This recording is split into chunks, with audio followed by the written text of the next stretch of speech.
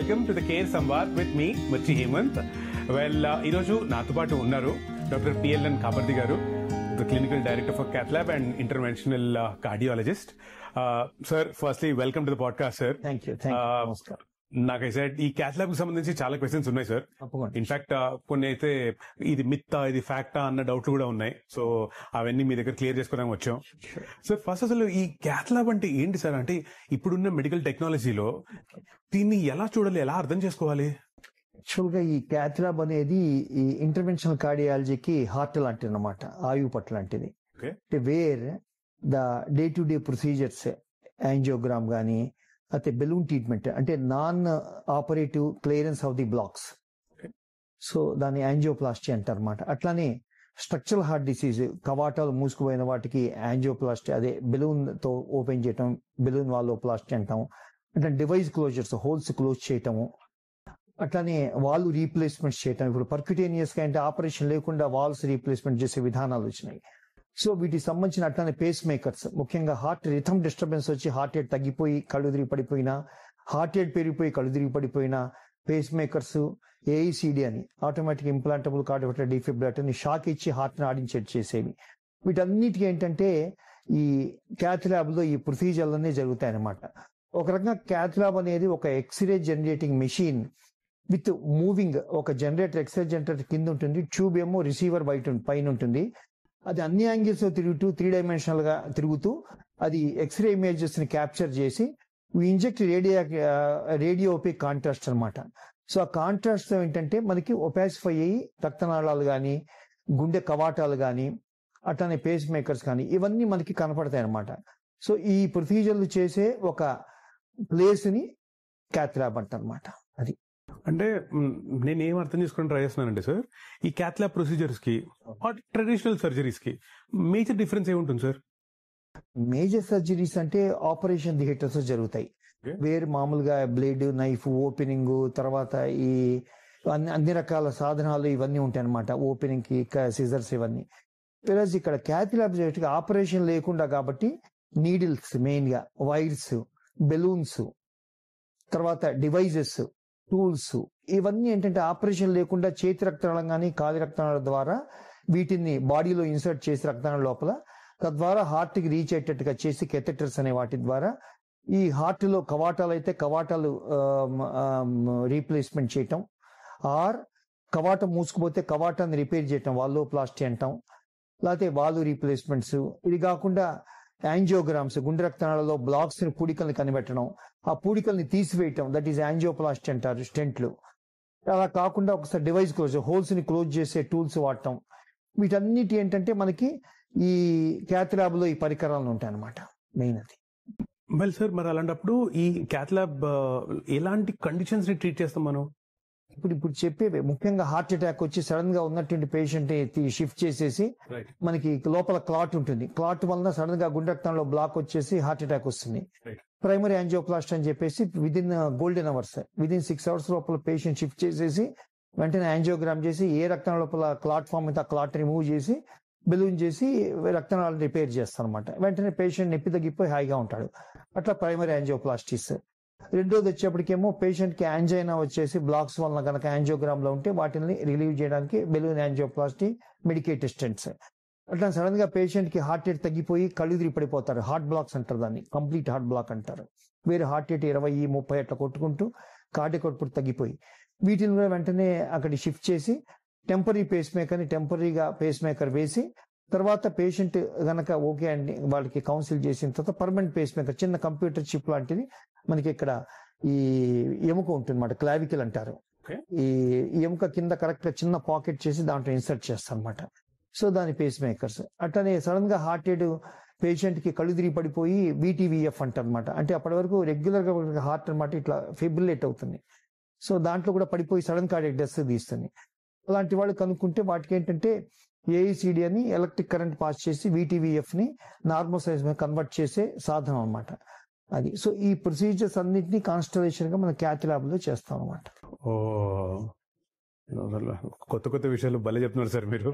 Sir, in fact అసలు ఈ heart disease అన్నది డయాగ్నోస్ చేయటంలో ఈ కార్డియాక్ క్యాథరెటైజేషన్ ఇంపార్టెన్స్ ఎంత ఉంటుంది అట్లీస్ట్ ఈ జనరేషన్ లో? ఇది చాలా ఇంపార్టెంట్. టు బి ఫ్రాంక్, మొట్టమొదట ఈ డెంటన్ కూలీ 1962లో బైపాస్ సర్జరీ కనిపెట్టాడు. ఆ తర్వాత ఏంటంటే ఈ లోపల ప్రెషర్స్ కనిపెట్టి వ్యాధుల్ని నిర్ధారించడంలో ఏంటంటే 80ల్లోనూ ఎస్పెషల్లీ ఎర్లీ 80స్లోను లేట్ 70స్లోను ఓన్లీ కనిపెట్టే సాధనే ఉండి యాంజియోగ్రామ్కి అన్ని ఎక్కువ టూల్స్ ఉండేవి కావు. అవేంటంటే చాలా ఎక్కువ టైం తీసుకునే గంట 2 గంటలు. తర్వాత దట్ గ్రెయింజిక్ 77లో యాంజియోప్లాస్టీ కనిపెట్టిన తర్వాత మొట్టమొదటి జర్మన్ ఫిజిసిస్ట్. అప్పటి నుంచి ఈ క్యాథ్లాబ్ ఇంపార్టెన్స్. తర్వాత మన ఇండియాలో ఆ 91లో PV Narasimha Rao foreign policies, financial policies వలన what ever the inventions doing their western కమ్యూనిటీలో now it is translated in India also. అప్పటి నుంచి లేట్ 80s 90s నుంచి ఈ యొక్క సాధనాలని వచ్చి మనకి అన్ని రకాల డయాగ్నోస్టిక్ ప్రొసీజర్స్, అట్లానే ట్రీట్మెంట్, దీన్ని ఇంటర్వెన్షన్స్ అంటారు, నాన్ ఆపరేటివ్ ఇంటర్వెన్షన్స్ అంటారు. సో ఒక వ్యాధిని కనుక వదిలేస్తే న్యాచురల్ హిస్టరీలో పేషెంట్ ఈవెంట్స్ అవుతాయి. అలా కాకుండా మధ్యలో ఆ వ్యాధి ప్రోగ్రెస్ అవ్వకుండా మధ్యలో ఇంటర్వ్యూన్ చేసి పేషెంట్ని పాజిటివ్స్ రికవర్ చేయడాన్ని ఇంటర్వెన్షన్స్ అంటారు అనమాట. సో ఈ విధంగా ఆపరేషన్ లేకుండా చేసే ఇంటర్వెన్షన్ చేసేదాన్ని ఇంటర్వెన్షనల్ కార్డియాలజిస్ట్ అంటారు అనమాట. సో ఆ విధంగా లేట్ 80s 90s నుంచి ఈ ఇంటర్వెన్షనల్ కార్డియాలజీ ఒక పెద్ద బ్రాంచ్ లాగా ఇవాల్వ్ అయ్యి ఈ ఆపరేషన్ లేకుండా క్లియర్ చేసే విధానాలు వచ్చి now it become standardised. A type of treatment ఉన్నా సరే వాటికి సంబంధించిన ఆ వ్యాధిని ముందు కనిపెట్టడం. ఫర్ ఎగ్జాంపుల్ గుండె రక్తనాళ వ్యాధిని కరోనరీ ఆర్టరీ డిసీజ్ అంటారన్నమాట. అట్లానే స్ట్రక్చరల్ అంటే లోపల హోల్స్, అట్లానే కవాటల్ డ్యామేజ్ అని స్ట్రక్చరల్ హార్ట్ డిసీజెస్ అంటారు. అట్లానే గుండె చుట్టూ ఉన్న పొరలు పెరికార్డియం అంటారు. ఒక్కోసారి పెరికార్డియం ఇన్ఫ్లమేషన్ వచ్చి లోపల ఫ్లూయిడ్ అక్యుములేషన్ అవటం, థిక్ అయిపోయి హార్ట్ని కంప్రెస్ చేయటం, దీన్ని పెరికార్డియల్ డిసీజ్ అంటారు. అట్లానే హార్ట్ నుంచి వచ్చే ధమనులు బృహద్ధమని అంటారు, అయోటా అంటారు. అయోటాలో ఒకసారి చీరుకుపోవటం, తర్వాత అయోటాలో బ్లాక్స్ అవడం, దీన్ని అయోటిక్ డిసీజెస్ అంటారు. ఇట్లా ఆ లోపల హార్ట్ ఉన్న అట్లనే హార్ట్ లోపల ఎలక్ట్రికల్ సిస్టమ్ ఉంటుంది, కండక్షన్ సిస్టమ్ అంటారు. ఆ కండక్షన్ సిస్టమ్ లో ఎలక్ట్రికల్ ఇంపల్సెస్ కాన్స్టెంట్ గా 70 to 80 ప్రొడ్యూస్ అయ్యే మెకానికల్ ఎనర్జీగా మారి ఎలక్ట్రో మెకానికల్ కప్లింగ్ ద్వారా హార్ట్ రేట్ రెగ్యులర్ గా 70 to 80 ఉంటుంది అనమాట. సో ఎలక్ట్రికల్ డిస్టర్బెన్సెస్ గనక వస్తే గనక హార్ట్ రేట్ తగ్గిపోవటం కానీ హార్ట్ రేట్ పెరగడం కానీ దీన్ని కండక్షన్ సిస్టమ్ డిసీజ్ అంటాం. ఇట్లా హార్ట్ లో ఉన్న స్ట్రక్చర్ ని బట్టి మనకు వ్యాధులు ఏంటో నిర్ధారించి కార్డియాలజిస్ట్ వాటికి సంబంధించిన ఆ వ్యాధి ఏంటో ముందు నిర్ధారణ చేస్తే ఏంటి ట్రీట్మెంట్ నెక్స్ట్ పరీక్షల ద్వారా, ముఖ్యంగా ఈసీజీ, ఇకో టెస్ట్, టెడ్మిల్ టెస్ట్, ఆ తర్వాత స్ట్రెస్ థాలియం అని, టెడ్మిల్ టెస్ట్ అని, తర్వాత యాంజియోగ్రామ్ అని, వీటి ద్వారా నిర్ధారించి తద్వారా ఇదిగో ఇది ట్రీట్మెంట్ మొడాలిటీ అని చెప్తే దానికి పరిపూర్ణంగా ట్రీట్మెంట్ ఇస్తే పేషెంట్ మంచిగా కోలుకొని బాగుంటాడు. సార్ యాంజియోగ్రామ్ అన్నారు మీరు ఇప్పుడే, అలాగే ఇందాక మీరు చెప్తున్నప్పుడు క్యాడ్, కరోనరీ ఆర్టరీ డిసీజ్ అని. సార్ ఈ రెండింటి లింక్ చెప్పండి. అంటే ఈ కరోనరీ ఆర్టరీ డిసీజ్ ఏదైతే ఉంటుందో దాన్ని డయాగ్నోస్ చేయడంలో యాంజియోగ్రామ్ అది ఎలా ఉపయోగపడుతుంది? యూజువల్ గా ఏంటంటే ఈ గుండె రక్తనాళాన్ని కరోనరీ ఆర్టరీస్ అంటారన్నమాట. 80-85% ఏంటంటే ఈ ఎథిరోస్క్లెరోసిస్ అంటే ఏంటంటే మన మెటబాలిక్ హెల్త్ కనుక డ్యామేజ్ అవుతే, మెటబాలిక్ హెల్త్ అంటే షుగర్ రెగ్యులేషన్స్, కొలెస్ట్రాల్ రెగ్యులేషన్స్, ఇవి రెండు కనుక డిస్రెగ్యులేషన్ అయితే అంటే కనుక because of your bad life style, దానివల్ల ఏమవుతుంటే లోపల గుండె రక్తం లోపల ఏంటంటే కొలెస్ట్రాల్ ప్లాక్స్ ఏర్పడి మెల్లిమెల్లిగా పెరిగి, అంటే మనం లైఫ్ స్టైల్ సరిగ్గా లేకపోతే అవి ఒక క్రిటికల్ స్టేజ్ 75% కన్నా ఎక్కువ కనుక ఉంటే అప్పుడు అవి బ్లాక్స్ కాజ్ చేసి గుండె రక్త సరఫరాని అవి బ్లాక్ చేస్తాయి అన్నమాట. ఒకవేళ సడన్ గా ఆగిపోయి దాని మీద క్లాట్ ఫామ్ అవుతే దాన్ని హార్ట్ అటాక్స్ అంటారు, అక్యూట్ కరోనరీ సిండ్రోమ్స్ అంటారు. అది ఇంకా స్లోగా పెరిగిపోయి కనుక బ్లాక్ టైట్ అయిన 85-90%, ఒకసారి 100% బ్లాక్ కూడా వస్తే దానివల్ల నడుస్తుంటే నొప్పి రావడం దాన్ని యాంజైనా అంటారు. దాన్ని క్రానిక్ కరోనరీ సిండ్రోమ్స్ అంటారు. మౌలికంగా ఈ రెండు రకాల వ్యాధుల మధ్య acute coronary syndromes, heart attack అందరూ పరిగెత్తుంటారు. క్రానిక్ స్టేబుల్ సిండ్రోమ్స్ అంటే నడుస్తున్నప్పుడు యాంజైనా రావటం, రెస్ట్ తగ్గటం, ఇది మెల్లిగా పరీక్ష నిర్ధారణ చేసి ట్రీట్మెంట్ తీసుకోవటం అనమాట. ఇది natural history of coronary artery disease అంటారు. ఇది కాకుండా ఒక్కోసారి ఒక 20-25% కేసెస్ లో నాన్ ఎథెరోస్క్లెరోటిక్ కరోనరీ ఆర్టరీ డిసీజ్ అంటారు. ఒక్కోసారి ఈ రక్తనాళాలు చీరిపోవటం, దాన్ని డిసెక్షన్స్ అంటారు. లేదు సడన్ గా ఉన్నట్టుండి లోపల క్లాట్ ఫామ్ అవడం. ఒకసారి కోవిడ్ టైమ్స్ లో ఇన్ఫ్లమేటరీ డిసీజ్ ఏంటంటే రక్తనాళ లోపల క్లాట్ స్పాంటేనియస్ గా ఫామ్ అయ్యే టెండెన్సీ ఉంటుంది తత్వం. సో కొన్ని వ్యాధులు వైరల్ ఇన్ఫెక్షన్స్ లోను, కొన్ని బ్యాక్టీరియల్ ఇన్ఫెక్షన్స్ లోను, అట్లానే కొంతమందికి ఏంటంటే బ్లడ్ డిజార్డర్స్ లోను ఆ క్లాట్ ఫామ్ అవడం, థ్రాంబస్ ఫార్మేషన్ అనమాట. అది ఇట్లానే కొంతమంది కాల్షియం బ్లాక్స్ వచ్చేసి కాల్షియం బ్లాక్స్ ప్రోగ్రెస్ అవడం అనేది. సో ఇట్లా డిఫరెంట్ నాన్ ఎథెరోస్క్లెరోటిక్ కరోటిడ్ డిసీజ్ లో కూడా పూడికలు ఏర్పడి రక్త సరఫరా అయిపోయి పేషెంట్ కి అండ్ ప్రెగ్నెన్సీలో కూడా స్పాంటేనియస్ డిసెక్షన్స్ రావడం, కొన్ని పుట్టుకతో వచ్చే వ్యాధులు జెనెటిక్ డిసీజ్ కూడా గుండెరక్తంలో డ్యామేజ్ అవటం ఇవి జరుగుతాయి అనమాట. వీటిని ఏంటంటే మనకు ఈ క్యాత్ ల్యాబ్ లోపల ఈ రేడియో కాంట్రాస్ట్ అంటమాట, అంటే రేడియేషన్ పాస్ చేయని కొన్ని సబ్స్టెన్సెస్ రేడియోపేక్ సబ్స్టెన్సెస్ అంటారు. అది మనకి అయోడిన్ బేస్డ్ సబ్స్టెన్సెస్, ముఖ్యంగా ఈ మెడికల్ పరిభాషలో ఆమ్ని ప్యాక్, విజీ ప్యాక్ అని లిక్విడ్ రూపంలో అనమాట. దాని కరెక్ట్ గా దాని ఆస్మోలారిటీ మన బ్లడ్ ఆస్మోలారిటీతో సమానంగా ఉంటుంది. సో దానివల్ల ఏంటంటే మనకి అది యూజర్ ఫ్రెండ్లీగా ఉండి రక్తం లోపల క్లాట్ ఫామ్ అవడం, ఈ కాంట్రాస్ట్ వల్ల లేకుండా ఉండే సబ్స్టెన్సెస్ కనిపెట్టాం అనమాట. Iodine based contrast. అది ఎక్స్రేస్ ఫాస్ట్ చేయవు, వాటిని ఇంజెక్ట్ చేస్తాం అనమాట. గుండె రక్తం లోపల మన కెథెటర్ ద్వారా తీసుకెళ్లి అక్కడ గుండె రక్తం లోపల ఈ కాంట్రాస్ట్ ఇంజెక్ట్ చేస్తే వెంటనే రక్తం లోపల ఒపాసిఫై అవుతుంది అనమాట. అప్పుడు మనం వీ టేక్ ద ఎక్స్రేస్, అప్పుడు రక్తంలో కనపడిన రక్తంలో కనిపించేటట్టుగా చేయటం అనమాట. సో దీన్ని యాంజియోగ్రామ్ అంటారు. మరి యాంజియోప్లాస్టీ ఏంటంటారు? ప్లాస్టీ అంటే రిపేర్ మెడికల్ టర్మినాలజీలో. సో గుండె రక్తం లోపల బ్లాక్స్ ని మనం ఈ తీసివేయడాన్ని అంటే రిపేర్ చేయడాన్ని ప్లాస్టీ అంటారు. గుండె రక్తాలని రిపేర్ చేస్తే యాంజియోప్లాస్టీ అని, అదే కరోనరీ యాంజియోప్లాస్టీ అని, అదే వాల్స్ రిపేర్ చేస్తే వాల్వులోప్లాస్టీ అని అంటారు అనమాట. మరి ఈ హార్ట్ లో ఉన్న బ్లాకేజెస్ ని ఐడెంటిఫై చేయడానికి ఏదైతే కొరోనరీ యాంజియోగ్రఫీ వాడతారో దాని ప్రొసీజర్ ఏంటి సార్? ఇదంతే యూజువల్ గా ఏంటంటే గుండె రక్తాలను యాక్సెస్ చేయాలంటే మనకి పూర్వంలో ఏంటంటే 80s 90s అంటే తొడ రక్తాలు ఫెమరల్ ఆర్టరీ అంటారు దీన్ని, తొడ రక్తాలని. దాని ద్వారా ముందు షీత్ వేసి తర్వాత దాని లోపల కెథెటర్ లాంటిది ఆల్మోస్ట్ ఇది 100 సెంటీమీటర్స్ లెంత్ ఉంటుంది. సో దాని ద్వారా గుండె రక్తాలను అప్రోచ్ అయ్యి ఎడం వైపు మనకి 2 గుండె రక్తాలు ఉంటాయి, కుడివైపు ఒకటి ఉంటుంది. వాటిని మెడికల్ టెర్మినాలజీతో left main coronary artery, left anti descending artery, left circumflex అంటారు. కుడివైపు దాన్ని రైట్ కరోనరీ ఆర్టరీ అంటారు అనమాట. వీటిని మనం ఎంగేజ్ చేసిన తర్వాత ఈ రేడియోపేక్ కాంట్రాస్ట్ ఇచ్చి దెన్ మనకి ఏంటంటే గుండె రక్తాలు క్లియర్ గా కనపడతాయి అనమాట. సపోజ్ దాంట్లో కనుక బ్లాక్స్ ఉంటే వెంటనే నేరో అయిపోయినట్టు మనకు కనపడుతుంది అనమాట క్లియర్ గా. అది మనకి 75% కన్నా ఎక్కువ ఉంటే దాన్ని టైట్ బ్లాక్ అంటారు. 20% 30% మైల్డ్ బ్లాక్స్ అంటారు అనమాట. ఇది కాకుండా మనకి అక్యూట్ హార్ట్ అటాక్స్ లో టోటల్ బ్లాక్ అయ్యి థ్రాంబస్ ఫామ్ అయ్యి టోటల్ బ్లాకేజ్ వచ్చేస్తుంది అనమాట. అది సార్ ఈ మధ్యన అసలు ఎనీథింగ్ రిలేటెడ్ టు హార్ట్ అందరూ గొప్పగా చెప్పుకునేది 5 బ్లాకులు ఉన్నాయి, 5 స్టెంట్లు వేసాం, అన్ని స్టంట్లు వేయించుకున్నాం, ఏదో చాలా గొప్పగా చెప్తుంటారు. అసలు స్టెంట్స్ అన్న వర్డ్ దీన్ని అసలు ఈ ఆర్టరీస్ లో ఆ బ్లాకేజెస్ ని క్లియర్ చేయడం ఆ ప్రాసెస్ ఏంటి సార్? యాక్చువల్గా ఏంటి ఇది ఒక రోజులో వచ్చింది కాదండి.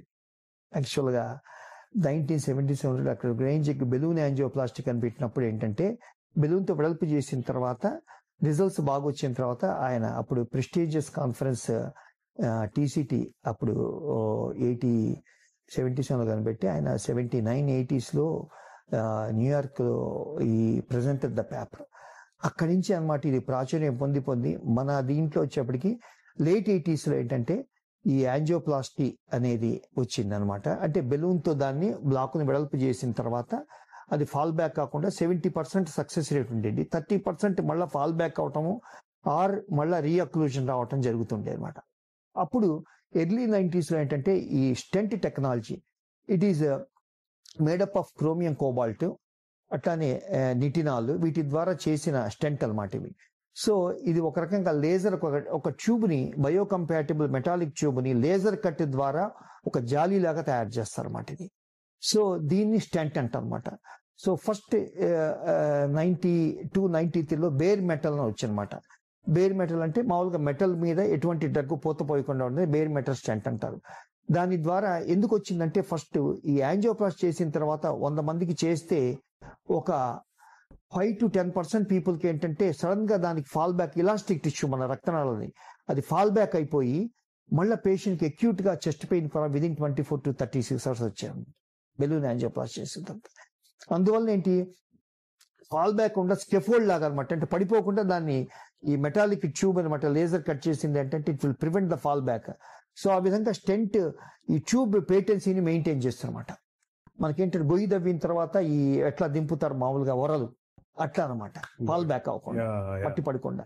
So this is akin to that one అన్నమాట. ఓకే, సో ఎప్పుడైతే ఇది చేశారో almost acute complications of angioplasty అనేది పూర్తిగా పోయినాయి.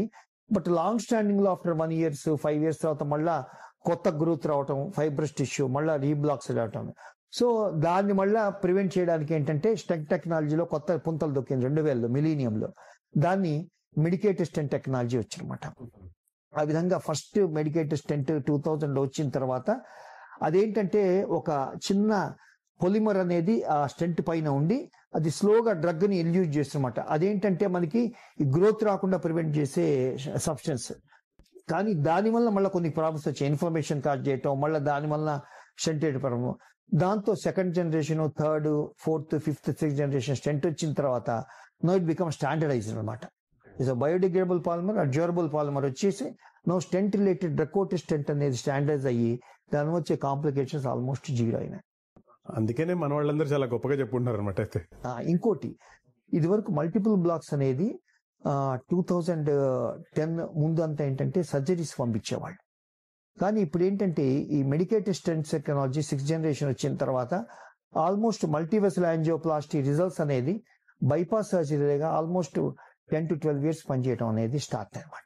Especially major studies like Excel studies అని, నోబెల్ స్టడీస్ అని, వీటి మీద ఏంటంటే head to head compared with bypass surgery and multivessel angioplasty చేసిన తర్వాత multivessel angioplasty is equally non inferior to bypass surgery. కానీ వీటికి ఏంటంటే ఒక రిస్క్ స్కోర్స్ అనేది మనం కనిపెట్టాం. అంటే ఈ జ్యోతిష్యం చెప్పినట్టే అనమాట, ఈ ప్రాబబిలిటీ సైన్స్ ఇదంతా. సో లక్షల మీద స్టడీ చేసి బైపాస్ సర్జరీ గొప్పదా, మల్టీవెసల్ యాంజియోప్లాస్టీ గొప్పదా. దీనికి ఏంటంటే కాంప్లెక్సిటీ స్కోర్, అంటే బ్లాక్స్ సింపుల్ గా అయ్యే కొద్దీ angioplasty multivessel is equal to that of surgery. Complexity ఎక్కువైపోయి లెఫ్ట్ మెయిన్ కూడా ఇన్వాల్వ్ అవుతాయి కనుక definitely surgery scores more than multivessel angioplasty. మరి సార్ మన క్యాత్ ల్యాబ్ అంటున్నాం కాబట్టి సిటిఓ అంటారు, క్రానిక్ టోటల్ ఒక్లూషన్. మరి అది ఎలా ట్రీట్ చేస్తారు ఇన్ క్యాత్ ల్యాబ్? ఇది చాలా ఇంపార్టెంట్. యాక్చువల్గా ఏంటంటే సిటీఓలో ఏంటంటే మామూలుగా ముందు రక్తనాళం కనపడుతుంది, డిస్టల్ రక్తనాళం మధ్యలో ఏంటంటే ఆ రోడ్డు కనపడదు అనమాట, ఆ పాత్వే కనపడదు. సో దాన్ని క్రానిక్ టోటల్ బ్లాక్ అంటే స్లోగా over a process of months to years form అవుతుంది. యూజువల్ మోర్ దాన్ 3 months తర్వాత ఈ టోటల్ బ్లాక్ అనేది గట్టిపడిపోయి కొన్నాళ్ళకి ఏంటంటే లోపల కాల్షియం ఫైబర్స్ అక్యుములేట్ అయ్యి రొటీన్ వైట్స్ వెళ్ళాలన్నమాట. సో ఈ సిటిఓ క్రానిక్ టోటల్ బ్లాక్ అంటే స్పెషల్ ఎక్విప్మెంట్ అనమాట. యాక్చువల్గా దీనికి జపనీస్ వాళ్ళ ఆద్యులు ఈ సిటిఓ స్పెషలైజేషన్. అందువల్ల ఏంటంటే ముఖ్యంగా మేమేంటంటే జపనీస్ వాళ్ళతో association Indo Japanese CTO club అని పెట్టి ఎవ్రీ ఇయర్ అనమాట ఎడ్యుకేటివ్ ప్రోగ్రామ్ చేసి, సో వీటిల్లో ఏంటంటే వాళ్ళు dedicated wires, dedicated balloons, dedicated tools అనేది వాళ్ళు మైక్రోకెథెటర్స్ వాడతారు అనమాట. ఈ హార్డ్ బ్లాక్ ఏమంటే ఈ స్పెషల్ వైర్స్ ద్వారా డ్రిల్ చేసి మామూలుగా లోపలికి వెళ్తారు అనమాట. అట్లానే రిట్రోగ్రేడ్ అంటే కొలేటర్స్ ద్వారా వెనక వైపు నుంచి వచ్చేసి యాంటీగ్రేడ్ వైర్ 2 వైపులా ఇచ్చేసి తర్వాత కనెక్షన్ చేసి ఆ సిటిఓని అనమాట సాఫెన్ చేసి తర్వాత దాన్ని బెలూన్తో డెవలప్ చేసి స్టెంట్ అనమాట. This requires special expertise. ముఖ్యంగా కాంప్లెక్స్ బ్లాక్స్ 3 వెరైటీస్. ఒకటేమో సిటిఓస్ అల్టిమేట్ ఫ్రాంటియర్, రెండోది కాల్షియం బ్లాక్స్, కాల్షియం తో హార్డ్ గా ఉంటే రొటీన్ వైర్స్ రొటీన్ బెల్స్ వెళ్ళాం. మూడోది ఏంటంటే బెండ్స్ టార్చ్ వాస్టేజ్. ఈ బెండ్స్ కాల్షియం అనేది ఎనిమీస్ టు కార్డియాలజిస్ట్ ఇంటర్వెన్షన్, ఎందుకంటే టూల్స్ వెళ్ళాం అనమాట, వంగిపోతాయి విరిగిపోతాయి ఇవన్నీ. అందువల్ల వీటికి special wires, special balloons, special calcium fracturing devices అనమాట. ముఖ్యంగా రోటాబ్లేట్ అనే అది మొత్తం దాన్ని సాఫెన్ చేస్తుంది. అట్లానే ఆర్బిటల్ ఎథరెక్టమీ అనేది సాఫెన్ చేస్తుంది. ఐవిఎల్ బెలూన్ అని చెప్పేసి మన కిడ్నీ స్టోన్స్ పాల్గొట్టే అకాస్టిక్ వేవ్స్ ని ఆ బెలూన్ ద్వారా ఎమిట్ చేసేసి కాల్షియం ఫ్రాక్చరింగ్ అనే అప్పటికి స్టిఫ్ గా ఉన్న వెసల్ కాస్త మెత్తబడిపోతుంది కాల్షియం ఫ్రాక్చర్. అప్పుడు బెలూన్స్ స్టెంట్ వెళ్ళి మనకి ఇదివరకు ఇవన్నీ సర్జరీ పంపించడం, ఇప్పుడు ఇవన్నీ ఇంటర్వెన్షనల్ కార్డియాలజిస్ట్ ఈ టూల్స్ వచ్చిన తర్వాత these complex blocks we are treating. మరి ఇంటర్వెన్షనల్ కార్డియాలజీలో మరి ఇంటర్వెన్షనల్ అల్ట్రాసౌండ్ ఎక్కడ యూజ్ చేస్తారు సార్? అంటే ఈ ప్రొసీజర్స్ ని గైడ్ చేయడంలో ఎక్కడ ఉపయోగపడుతుంది? ఇది ఇంపార్టెంట్. ఇంతవరకు 2010 బిఫోర్ వరకు యాంజియోగ్రాఫిక్ గైడెడ్ యాంజియోప్లాస్టీస్ అనేది చేసేవాళ్ళం. కానీ 2010 నుంచి ఈ ఇంట్రావాస్కులర్ ఇమేజింగ్ అంటారన్నమాట. అంటే యాంజియోగ్రామ్ ఓన్లీ 2 dimensional, ఒక గ్రాస్ గా బ్లాక్ ఉందా లేదా చెప్తుంది, లెంత్ బ్లాక్ కనపడుతుంది, సివియాటో బ్లాక్ కనపడుతుంది. కానీ లోపల వెసల్ సైజ్ ఎంత ఉంది అనేది ఒక్కోసారి under estimate over estimate because 2 dimensional.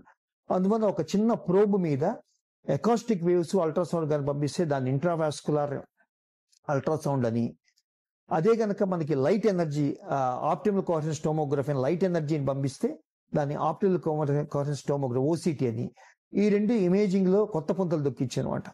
So దాని ద్వారా మనకి ఆ pattern of the blocks also easily cholesterol rich బ్లాకా, లైపిడ్ రిచ్ బ్లాకా, ఆర్ ఫైబర్స్ బ్లాక్, మన స్కార్ టిష్యూ ఫైబర్స్ ఉంటుంది, మన చర్మం మీద స్కార్ ఎట్లా ఉంటుందో గట్టిగా, ఆర్ కాల్షియం బ్లాకా. అదేంటంటే దీని ద్వారా మనం డిసైడ్ చేసి మనం ఏ టూల్ సెలెక్ట్ చేసుకుని దాన్ని క్యూర్ చేయాలి. సపోజ్ సాఫ్ట్ గా ఉందనుకోండి టీన్ బెలూన్స్ వెళ్తాయి.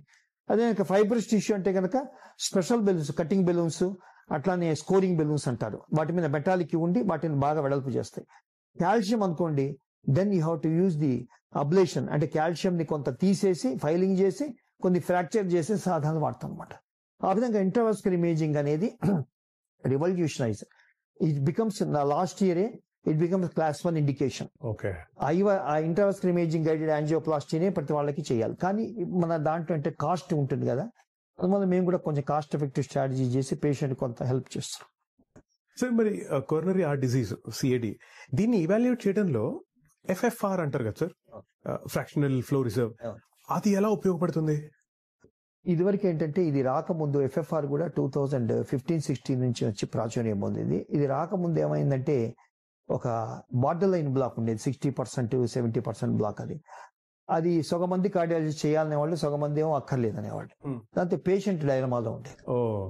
సో వీటికి సొల్యూషన్ కోసం వెతుకుతుంటుంటే చివరికి ఫంక్షనల్ ఇవాల్యుయేషన్ అంటే ఎఫ్ఎఫ్ఆర్ ఫ్రాక్షనల్ ఫ్లో రిజర్వ్ అని, అట్లా ఇన్స్టంటేనియస్ ఫ్లో రిజర్వ్ ఐఎఫ్ఆర్ అని, ఆర్ఎఫ్ఆర్ అని, ఇట్లా ఈ ప్రెషర్ వైర్ అనమాట, దాని మీద వైర్ మీద ట్రాన్స్డ్యూసర్ ఉంటుంది, సెన్సార్. అదేంటంటే అక్రాస్ బ్లాక్ పెట్టి pressure gradients across the block చూస్తాం. అది కనుక సిగ్నిఫికెంట్ గా ఉంది అంటే దాని వల్లనే ఆయనకి డెఫినెట్ గా మళ్ళా ఈ నొప్పి అనేది వస్తుంది అని చెప్పేసి బార్డర్ లైన్ బ్లాక్ మన యాంజియోప్లాస్టీ చేయాలి లేదా అగ్రెసివ్ మెడికల్ మేనేజ్మెంట్ ఇవ్వాలి అనేది డిఫరెన్షియేట్ చేసి అప్పటికున్న డైలమాని అది ఛేదించింది అనమాట. సో ఆటోమేటిక్ గా ఎఫ్ఎఫ్ఆర్ పాజిటివ్ ఉన్న వాళ్ళకి యాంజియోప్లాస్టీ చేస్తే 100% బెనిఫిట్ ఉంటుంది. నెగిటివ్ ఉన్న వాళ్ళకి మందుల మీద పెడితే రిగ్రెస్ అయిపోతుంది బ్లాక్. ఆ విధంగా that was demystified border line blocks by means of FFR. Sir మీరు క్యాత్ ల్యాబ్ హెడ్ గా మీ ప్రకారంగా క్యాత్ ల్యాబ్ ప్రొసీజర్స్ లో ఉండే కామన్ రిస్క్ ఏంటండి? చాలా ఇంపార్టెంట్ ఇది. బేసిక్ గా క్యాత్ ల్యాబ్ ఏంటంటే రేడియేషన్ కదా. సో అందువల్ల as a interventional cardiologist we are at high risk for the radiation exposure. అప్పటికేంటంటే యూజువల్ గా రేడియేషన్ గార్డ్స్ పెట్టుకుంటాం, తర్వాత లెడ్ ఆప్రాన్స్ వేసుకుంటాం, బిస్మత్ సాల్ట్స్ లెడ్ ఆప్రాన్స్ వేసుకుంటాం.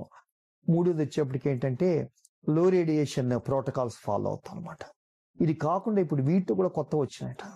అవేంటంటే ఈ నెస్ట్ అని, తర్వాత ఏంటంటే ఈ ర్యాట్ ప్యాడ్ అని, ఇవన్నీ ఏంటంటే స్కాటర్ రేడియేషన్ మినిమైజ్ చేస్తుంది. ఇప్పుడు పూర్తిగా ఏంటంటే రేడియేషన్ ఫ్రీ స్కర్ట్ లాగా వచ్చింది. అదేంటంటే మనకి ఇట్లా చుట్టూతో మామూలుగా దోమతెర లాగా వేసేస్తే ఇక zero radiation. So that is also it came. ఈ విధంగా కొత్త సాధనలు వచ్చి ఈ రేడియేషన్ ఎక్స్పోజర్ ని తగ్గించడము. అది కాకుండా ఇప్పుడు రోబోటిక్స్ అని వచ్చినాయి. అంటే ఓన్లీ ఏంటంటే మనకి దీంట్లో కూర్చొని బయట మామూలుగా ఈ కన్సోల్ రూమ్ లో కూర్చొని హీ విల్ గివ్ ఇన్స్ట్రక్షన్స్, అవన్నీ ఆ రోబోటిక్ దానికి అరేంజ్ చేస్తారు. అదే మామూలు పాస్ చేస్తారు అనమాట. ఇక్కడ మామూలుగా ఇట్లా మన నావిగేటింగ్ చేస్తారు అనమాట. సో ఈవెన్ డిస్టెంట్ యాంజియోప్లాస్టిక్ లో చేయొచ్చు అనమాట. అది నావిగేట్ చేస్తే మామూలుగా వైర్ పాస్ చేయడం, బెలూన్ పాస్ చేయడం, స్టెంట్ పాస్ చేయడం చేసి ఫైనల్ రిజల్ట్ వచ్చిన తర్వాత ఈ కాంట్రాస్ట్ ఇంజెక్ట్ చేసి okay we have satisfied result అనేది. That is robotic angioplastics. Sir మరి క్యాత్ ల్యాబ్ ప్రొసీజర్స్ చేసిన తర్వాత రెస్ట్రిక్షన్స్ ఉంటాయి సార్ యాక్టివిటీస్ లో కానీ డైట్ లో కానీ? ఇది చాలా ఇంపార్టెంట్ అండి. చాలా మందికి ఏంటంటే దీని మీద ఎడ్యుకేట్ చేయాలి. యాక్చువల్ గా యూజువల్ గా ఏంటంటే పోస్ట్ బైపాస్ లాగా పోస్ట్ యాంజియోప్లాస్టిక్ చేసిన తర్వాత ఇండికేషన్ ని బట్టి, సపోజ్ హార్ట్ అటాక్ తర్వాత యాంజియోప్లాస్టిక్ రొటీన్ ఎలక్టివ్ యాంజియోప్లాస్టిక్ కొంత డిఫరెన్స్ ఉంది. హార్ట్ అటాక్ తర్వాత యాంజియోప్లాస్టిక్ ఏంటంటే కొంత టైం తీసుకుంటుంది రికవర్ అవడానికి, అట్లీస్ట్ 1 week to 2 weeks అట్లా తీసుకుంటుంది వాళ్ళకి. అందువల్ల బెడ్ రెస్ట్ అన్ని స్ట్రిక్ట్ గా అడ్వైజ్ చేస్తాం. వేరేజ్ మన రొటీన్ ఎలక్టివ్ యాంజియోప్లాస్టిక్ అయితే what we do is strict bed rest కాకుండా ఇంట్లో తింటూ డే టు డే యాక్టివిటీస్ చేసుకోవడం వరకే రిస్ట్రిక్టెడ్ యాక్టివిటీస్ అనమాట. ఆఫ్టర్ 1 వీక్ తర్వాత మేము పిలిచి మామూలుగా రొటీన్ పరీక్షలు చేసి ఎంత ఇంప్రూవ్మెంట్ చూసి పంపింగ్ ఫంక్షన్ కానీ ఇవన్నీ చూసి then we can tell routine sedentary work పరీక్ష చేసుకోవడం. ఆఫ్టర్ 1.5 month తర్వాత మాత్రం డెఫినెట్గా రొటీన్ ఈసీజీతో పాటు టీఎంటీ చేసి మెయిన్గా ట్రెడ్మిల్ టెస్ట్లో ఏంటంటే ఈ exercise tolerance, BP responses, heart rate responses, ECG responses during exercise చేసి ఏ పనులు చేయొచ్చు ఏ పనులు చేయకూడదు. ఆఫ్టర్ 3 to 6 months తర్వాత మాత్రం he can do routine exertional activities also, because by that time లోపల వాస్కులర్ హీలింగ్ అయిపోయి స్టెంట్ కూడా వెసల్లో యాజ్ ఎ పార్ట్ ఆఫ్ ఇది అయిపోతుంది. ఎందుకంటే వాస్కులర్ హీలింగ్ లో మొట్టమొదట బేర్ మెటల్ స్టెంట్ ఉన్న తర్వాత ఇంటిమా అంటారు, మన రక్తనాళ లోపల ఏడ్చిన ఇంటిమా అంటారు అనమాట మెడికల్ టెక్నాలజీ. ఆ ఇంటిమా ఏంటంటే సిమెంటింగ్ లాగా మన ఈ స్టెంట్ మీద గ్రో అయిపోయి ఇప్పుడు ఇటుకలు ఎట్లా సిమెంట్ ని కవర్ చేస్తాయో ఈ స్టెంట్ స్టడ్స్ అన్ని ఏంటంటే మన ఇంటిమా కవర్ చేసేసి కొన్నాళ్ళకి it becomes part of the wall అనమాట, కలిసిపోతుంది అనమాట.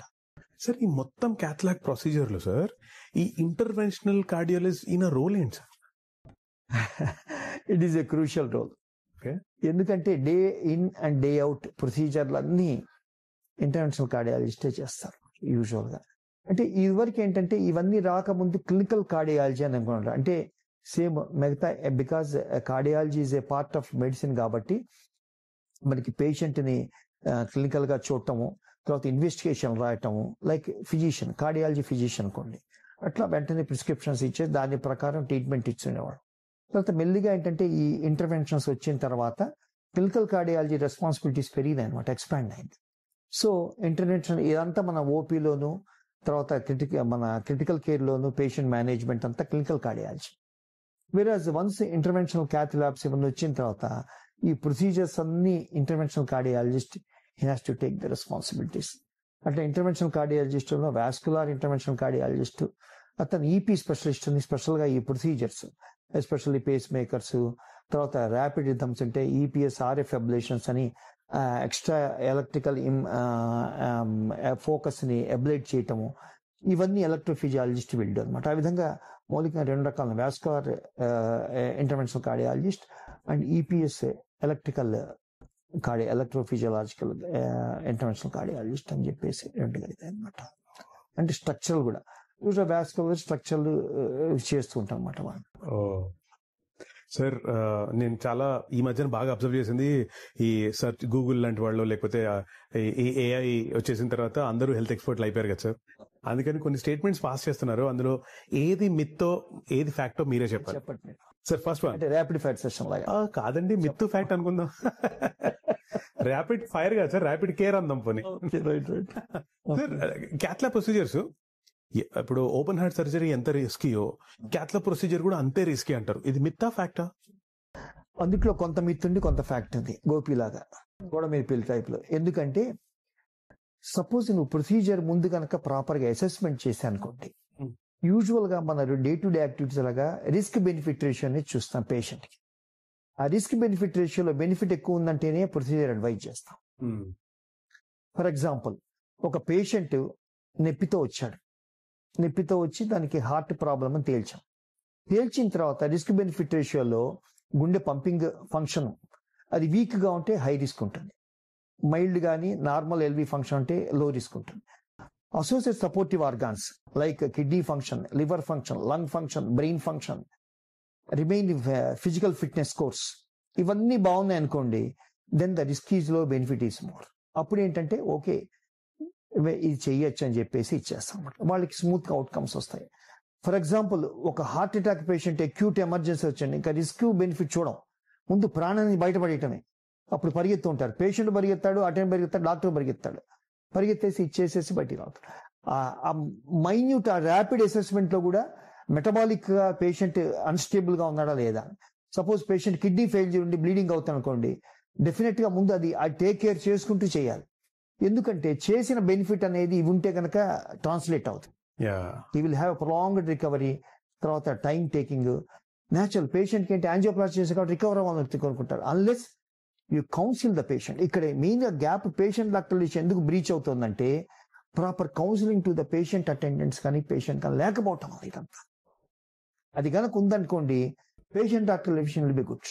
Okay okay as it is గా నువ్వు చెప్పేది చేసేది అంత కరెక్ట్ గా పేషెంట్ అటెండెన్స్ కనుక చెప్తే ఈ పేషెంట్ డాక్టర్ ఇంకొంచెం బలపడుతుంది. అది లేకపోవటం ఈ ఆధునిక కాలంలో ఏంటంటే ఈ గూగుల్ నాట్ ఏదైనా అనుకోండి, ఎందుకంటే ఇది మెటీరియలిస్టిక్ వాళ్ళు అంత ఫాస్ట్ అయిపోతున్నావు. ఇట్లా చేస్తే నీకు రిజల్ట్ రావాలి, ఎట్లా వస్తుంది?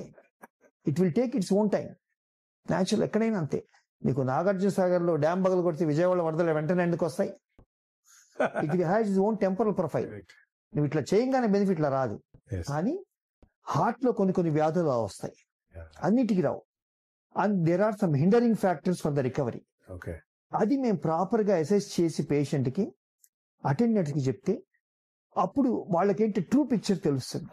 అప్పుడు వాళ్ళ ఎక్స్పెక్టేషన్స్ కరెక్ట్ గా ఉంటాయి. లేదంటే వాళ్ళు గూగుల్ నాట్ చేసుకొని వాళ్ళు అదేంటిగా ఇట్లా లేదండి, we have to tell correctly exactly. అది నీకు ఆ స్కిల్స్ దాని మీద డిపెండ్ అవుతాయి. టీచింగ్ ఫిజిషియన్స్ మీరు చాలా చక్కగా ఎక్స్ప్లెయిన్ చేస్తున్నారు సార్ మాకు. సార్ ఇంకొక మిత్ వర్సెస్ ఫ్యాక్ట్ ఉన్న క్వశ్చన్ ఏంటంటే, ఈ కార్డియాక్ క్యాథరెటైజేషన్ ఏదైతే అంటారో అది కేవలం అడల్ట్స్ కోసమే అని అంటారు, నిజమా? లేదండి, ఇది కూడా ఇంకో మిత్. అది ఎందుకంటే ఇప్పుడు పీడియాట్రిక్ కార్డియాలజీ కూడా ఇంకో specialization. So usual pediatric cardiology ఎక్కువ స్ట్రక్చరల్ హార్ట్ డిసీజ్, పుట్టుకతో ఎక్కువ ఈ హార్ట్ లో లోపాల వల్ల, కవాటాల లోపాలు అనుకోండి, లేకపోతే హోల్స్ లోపాలు కానీ, ఇవన్నిటికీ ఏంటంటే ఈ డివైజెస్ వచ్చేసి దే విల్ రివల్యూషనైజ్డ్. సో ఆ విధంగా pediatric interventional cardiologist he will close the holes, he will repair the walls. ఈ విధంగా చేసి క్యాత్ ల్యాబ్లు ఈ పీడియాట్రిక్ ఇంటర్వెన్షన్ ప్రొసీజర్ చేయటం అనేది ఒక ఇంపార్టెంట్. కానీ ఇంటర్వెన్షన్ ప్రొసీజర్ అంతా ఒక ఎత్తు, తర్వాత పీడియాట్రిక్ ఇంటెన్సివ్ కేర్ సెటప్ అనేది ఉండాలి. ఎందుకంటే ప్రొసీజర్ చేసిన తర్వాత నీ క్రిటికల్ కేర్ మేనేజ్మెంట్ కూడా ఈక్వల్లీ ఇంపార్టెంట్. చాలా మంది ఏంటంటే మన ప్రొసీజర్ అయిపోయింది అనుకుంటాం, కాదు. ప్రీ ప్రొసీజర్ ఎవాల్యుయేషన్ ఎంత ఇంపార్టెంటో, ప్రొసీజర్ ఎంత ఇంపార్టెంటో, పోస్ట్ ప్రొసీజర్ కేర్ కూడా ఈక్వల్లీ అండ్ మోర్ ఇంపార్టెంట్. ఆ విధంగా ఎక్కడైతే ఇన్ఫ్రాస్ట్రక్చర్ క్రిటికల్ కేర్ బ్యాకప్ బాగుంటుందో, క్రిటికల్ కేర్ అంటే కనుక he's trained in that post procedure management అన్నమాట, critical care specialist. Along with that and supportive departments like physician medicine department కానీ, nephrology department కానీ, లేకపోతే గ్యాస్ట్రోఎంట్రాలజీ. అంటే మనిషి అంటే ఒక హార్టే కాదు కదా, అసోసియేటివ్ డిసీజెస్ ఉంటాయి కొంతమందికి ఏంటంటే కాంప్లికేషన్స్ గా అసోసియేటివ్ ప్రాబ్లమ్స్ రావచ్చు హార్ట్ తో పాటు. ఆ సపోర్టివ్ అంటే ఇన్ఫ్రాస్ట్రక్చర్ అంటారు దాన్ని, both man power, machine power and facility power. ఇవి ఉన్న చోటే మనకి న్యాయం సంపూర్ణంగా జరుగుతుంది. అందువల్ల పేషెంట్ ఎడ్యుకేషన్ ఇంపార్టెంట్. అంతేగాని ఏదో ఒక స్పెషాలిటీలో వెళ్ళిపోయి అక్కడ ఇంకో దాన్ని పరిగెత్తడం, పేషెంట్ ఫ్రస్ట్రేషన్లోకి వెళ్ళిపోతారు. అందువల్ల కాంప్రహెన్సివ్ గా ఇన్ఫ్రాస్ట్రక్చర్ ఉన్న చోటే చేయించుకోవాలని నా ఉద్దేశం. సార్ మరో మిత్ వర్సెస్ ఫ్యాక్ట్ ఇస్, ఈ క్యాత్ ల్యాబ్ ప్రొసీజర్స్ లో ఖచ్చితంగా జనరల్ అనస్థీషియా ఇచ్చి తీరుతారు. అది కాదు. యూజువల్ గా ఏంటంటే ఇంటర్వెన్షనల్ కార్డియాలజీలో ఏంటంటే అన్ని యూజువల్ గా 99.9% లోకల్ అనస్థీషియాలో చేస్తారు. ఓకే, అన్ని. సో వాస్కులర్ యాక్సెస్ కానీ, లేకపోతే పేస్ మేకర్స్ కానీ, లేకపోతే పీడియాట్రిక్ ఇంటర్వెన్షన్ జనరల్ అనస్థీషియాలో చేస్తారు, ఎందుకంటే చిన్నపిల్లలు కోఆపరేట్ చేయరు కాబట్టి. అదర్వైజ్ ఇన్ జనరల్ అంటే లోకల్ అనస్థీషియాలో చేస్తారు అడల్ట్ కార్డియాలజీ అంతా. Another myth versus fact, cath lab procedures అయిపోయిన తర్వాత చాలా రోజుల పాటు హాస్పిటల్లోనే ఉండాలి. That is a myth. Actually 100% ఏంటంటే ఆపరేషన్ తో కంపేర్ చేస్తే non operative intervention procedures are rapid recovery. అందువల్ల యూజువల్ గా స్టే 2-3 days ఉంటుంది, unless is a complicated heart attack or complicated situation లో యాంజియోప్లాస్టీ చేశారు.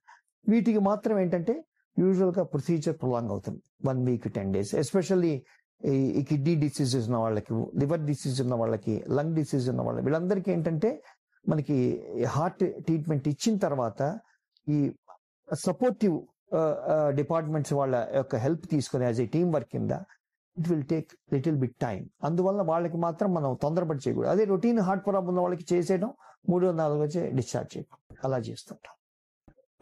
సార్ స్టెంట్స్ ఆర్ బలూన్స్ ఏవైతే heart లో వేస్తారో ఇవి కొన్ని రోజుల తర్వాత వేరౌట్ అయిపోతాయి అన్నది ఒక స్టేట్మెంట్ ఉంది, అది మిత్తా ఫ్యాక్టా? అది మిత్తే. యాక్చువల్ గా ఒకప్పుడు ఏంటంటే 2013-14 ఏంటంటే కరిగిపోయే స్టెంట్స్ వచ్చినాయి. కానీ ఏంటంటే అది వచ్చిన 1 or 2 years తర్వాత రిజల్ట్స్ బాగాలేదని చెప్పేసి మొత్తం టోటల్ గ్లోబల్లీ విత్డ్రా అయిపోయింది. అది ఉన్నప్పుడు ఏంటంటే అది వేసిన తర్వాత ఇట్ ఈస్ మేడప్ ఆఫ్ పాలీలాక్టేట్. అది కొన్నాళ్ళకి ఏంటంటే ఆ స్టెంట్ లైక్ స్కెఫోల్డ్ అంటారు దాన్ని, అది మెల్లి కరిగిపోయి it will degenerate to carbon dioxide water. ఆ తర్వాత రక్తనాళం నార్మల్ గా అయిపోతుంది. బట్ నవిడేస్ అది ఎప్పుడైతే నెగిటివ్ రిజల్ట్స్ వచ్చిందో అది విత్డ్రా చేశారు మామూలుగా గ్లోబల్లీ ఫ్రమ్ దీని నుంచి, వెస్టర్న్ కమ్యూనిటీస్ అవన్నీ నుంచి. ఇక అప్పటి నుంచి ఏంటంటే రొటీన్ స్టెంట్స్ ఏంటంటే బాడీలో కలిసిపోతాయి కానీ కరిగిపోవు. కరెక్ట్. అండ్ రీసెంట్ గా ఏంటంటే లాస్ట్ 1 year నుంచి డ్రగ్ కోటెడ్ బెలూన్స్ అనే కొత్త టెక్నాలజీ వచ్చింది. ఇట్ ఈస్ ఎ కేజ్లెస్ యాంజియోప్లాస్టీ, అంటే మన స్టెంట్ లేకుండా, కానీ అవి సూటబుల్ బ్లాక్స్కే చేస్తారు, అన్నిటికీ చేయరు. వెరీ పెక్యులర్ మెడిసిన్లో ఏంటంటే ఒక ఇన్వెన్షన్ కనిపెడితే అది అందరికి యూనిఫామ్ గా సరిపోదు అనమాట. అది ఓన్లీ ఒక సబ్ గ్రూప్ కే ఉపయోగపడుతుంది. అది ప్రాపర్ గా ఐడెంటిఫై చేసి ఆ గ్రూప్ గనక కరెక్ట్ గా మనం గనక అది చేస్తే it becomes a big hit. అంతే కదా. ఇప్పుడు సపోజ్ ఫిట్ తీసుకుందాం అనుకోండి, అందరికి ఎందుకు సరిపోతుంది? అది లావు ఉన్న వాళ్ళకి బక్కగా ఉన్న వాళ్ళకి సరిపోదు కదా, యావరేజ్ ఉన్న వాళ్ళకి సరిపోతుంది. So you have to make tailor made. ఇది అంతే same. Okay sir, cath lab procedures కేవలం హార్ట్ డిసీజ్ కి మాత్రమే అనేది ఒక స్టేట్మెంట్, మిత్తా ఫ్యాక్టా? అది కూడా మిత్తే. యాక్చువల్ గా హార్ట్ కాకుండా రక్తనాళాలు అన్నిటికీ సరిపోతాయి. ఫర్ ఎగ్జాంపుల్ ఇంటర్వెన్షన్ రేడియాలజిస్టులు, వీళ్ళు ఇంటర్వెన్షన్ న్యూరాలజిస్టులు, ముఖ్యంగా మెదడు రక్తనాళాలు, కాలి రక్తనాళాలు, కిడ్నీ రక్తనాళాలు, లంగ్స్ రక్తనాళాలు, వీటన్నిటికి కూడా ఏంటంటే దీన్ని ఉపయోగించుకోవచ్చు అనమాట. ఏది క్యాథ్లాబ్. ఓన్లీ హార్ట్ ఒకటే కాదు, ఎక్కడైతే మిగతా వాస్కులర్ సర్జన్స్ కానీ, తర్వాత ఎండోవాస్కులర్ సర్జన్స్ కానీ, లేకపోతే ఇంటర్వెన్షనల్ రేడియాలజిస్ట్ కానీ, ఇంటర్వెన్షనల్ న్యూరాలజిస్ట్ కానీ, వీళ్ళందరూ అది క్యాథ్లాబ్ ఉపయోగించుకోవచ్చు, కార్డియాలజిస్ట్లే కాదు. సార్, వన్ ఫైనల్ క్వశ్చన్ అండి. ఇంకొక మిత్ ఏంటంటే ఈ క్యాథ్లాబ్ ప్రొసీజర్స్ చాలా చాలా పెయిన్ఫుల్ గా ఉంటాయి అని. మిత్తా ఫ్యాక్టర్? మీరు డాక్టర్లా చెప్పకండి, పేషెంట్లా చెప్పండి. పేషెంట్ గా చెప్తాను. యూజువల్ గా ఏంటంటే బెలూన్ చేస్తున్నప్పుడు కొంచెం డిస్కంఫర్ట్ వస్తుంది. పేషెంట్ కి ఏంటంటే వీల్ ఎక్స్ప్లెయిన్, ఆ విధంగా బ్రీఫ్ ఆఫ్ ఫ్యూ సెకండ్స్ తగ్గిపోతాం. ఎందుకంటే బెలూన్ తో మనం అక్లూడ్ చేస్తున్నాం. అసలు ఎప్పుడైతే మళ్ళీ బెలూన్ డీఫ్లేట్ చేయగానే మళ్ళీ ఫుల్ ఎస్టాబ్లిష్ తగ్గుతుంది. అందువల్ల ముందు పేషెంట్ కి అంటే ప్రీ కండిషన్ చేస్తాం. అందువల్ల he can able to bear. Number 2 ఏంటంటే suppose if patient is non competent, అంటే హైపర్ సెన్సిటివ్ పేషెంట్స్ ఉంటారు కొంతమందికి, కొంచెం కదా మేము అరిచేవాళ్ళు, వాళ్ళకి మాత్రం ఏంటంటే కొంచెం ఎనస్థీషియా హెల్ప్ తీసుకొని కొంచెం we'll give the neuroleptic analgesia అంటారన్నమాట. సో దట్ అంటే వాళ్ళకి మైల్డ్ గా ఇదిగా ఉంటుంది అండ్ టాలరెన్స్ పవర్ పెరుగుతుంది అనమాట. అది సార్, అసలు క్యాథ్లాబ్ సంబంధించి నాకు ఇంకా ఒక్క డౌట్ కూడా లేదండి. అసలు నేను ఇంకా మిమ్మల్ని అసిస్ట్ చేస్తానేమో. నేను చక్కగా నేను క్యాథ్లాబ్ క్లాస్ లో కూర్చొని పాట పెట్టినట్టు గొప్పగా చెప్పారు నాకు. Thank you very much doctor గారు. Thank you sir. Thanks again. Have a great day. Thank you.